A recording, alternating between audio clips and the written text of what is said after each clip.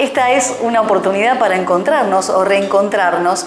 Y hoy te quería hablar brevemente acerca de algunas personas que no creen en Dios.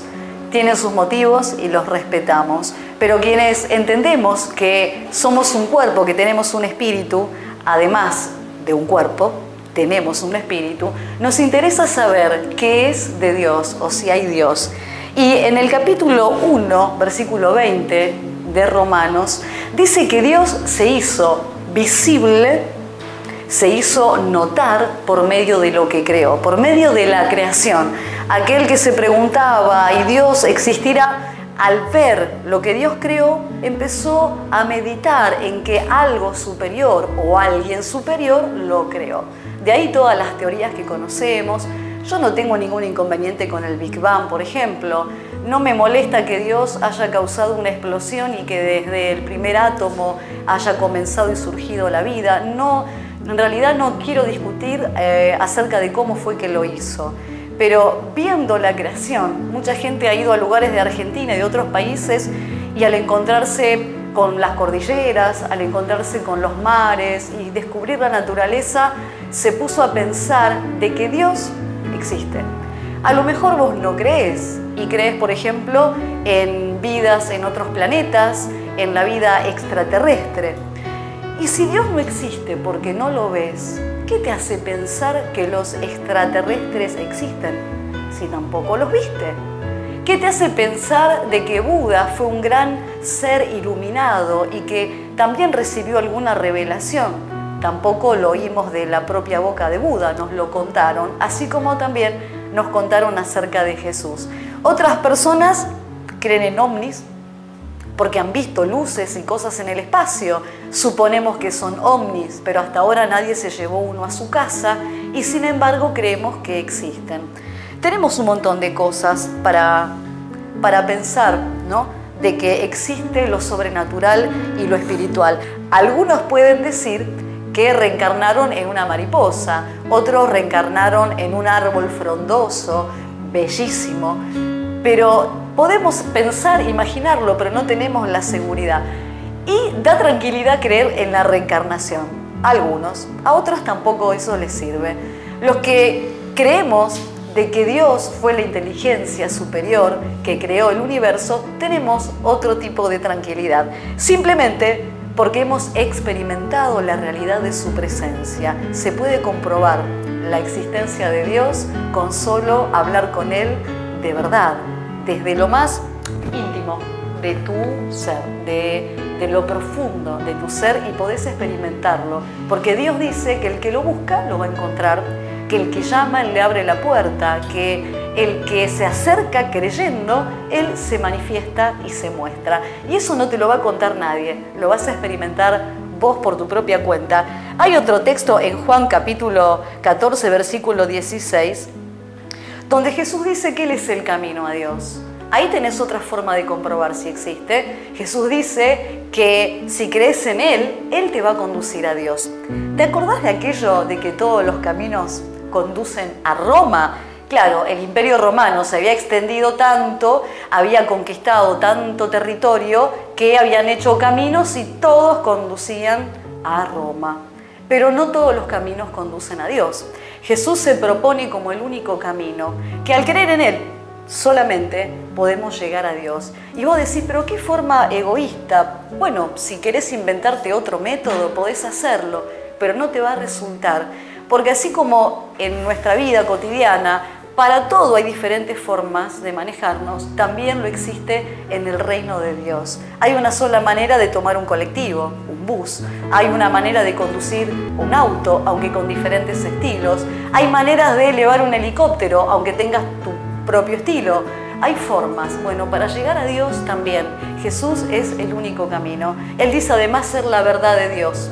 No puso a otro como camino porque el sacrificio por nuestros pecados los pagó Él. No fue Dios quien deseó matar a Jesús, sino que Jesús aceptó morir en nuestro lugar y Él es el único camino a Dios. También otra idea que te puedo sugerir: vos crees en Dios tal vez, pero te da miedo. Hay personas que les da miedo simplemente porque imaginan a Dios como nosotros podríamos llegar a ser en su lugar.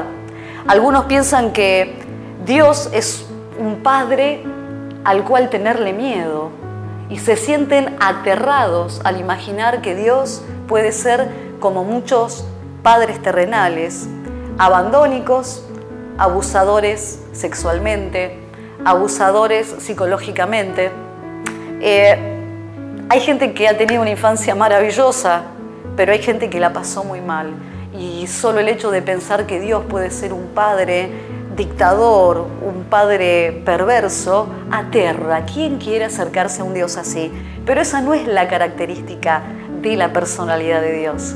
Hay muchos textos bíblicos, pero en Génesis, por ejemplo, capítulo 1, 27, dice, hablando el Dios Elohim, Jesús, el Espíritu Santo, Jehová, Dios, dicen, hagamos al hombre a nuestra imagen y semejanza, varón y hembra. Dios hizo al varón y a la hembra, al género humano. Dijo, hagamos al hombre. Y no solo dijo, hagamos al hombre, agregó a nuestra imagen y que se asemejen a nosotros en habilidades, en la capacidad de pensar, en la creatividad, en la capacidad de sentir, de tener sentimientos. Dios nos hizo a su imagen y semejanza, varón y hembra. Eso te da la idea de que Dios es espíritu y que Dios no es un varón.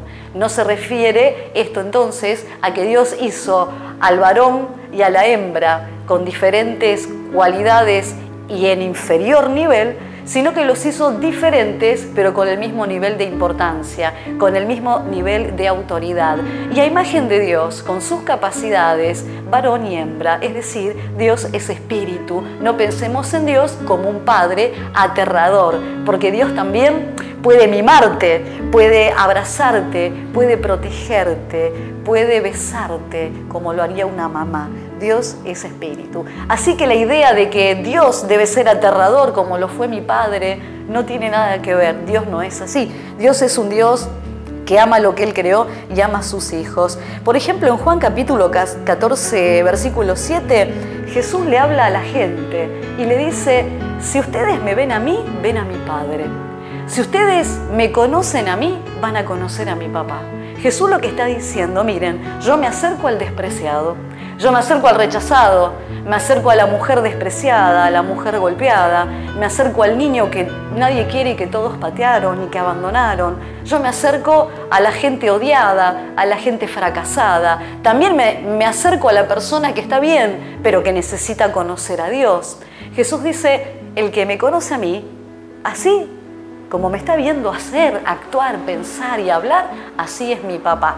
Así que la idea de que Dios es un papá malo, perverso, aterrador, dictador, no es cierto. Dios es un Dios dador, al punto que envió a Jesús. En un acuerdo que hicieron, Jesús aceptó venir a la tierra a mostrarnos el corazón de Dios. Jesús aceptó el desafío sabiendo cómo iba a terminar. Jesús sabía que por traer su mensaje le iba a costar la vida y sin embargo lo hizo.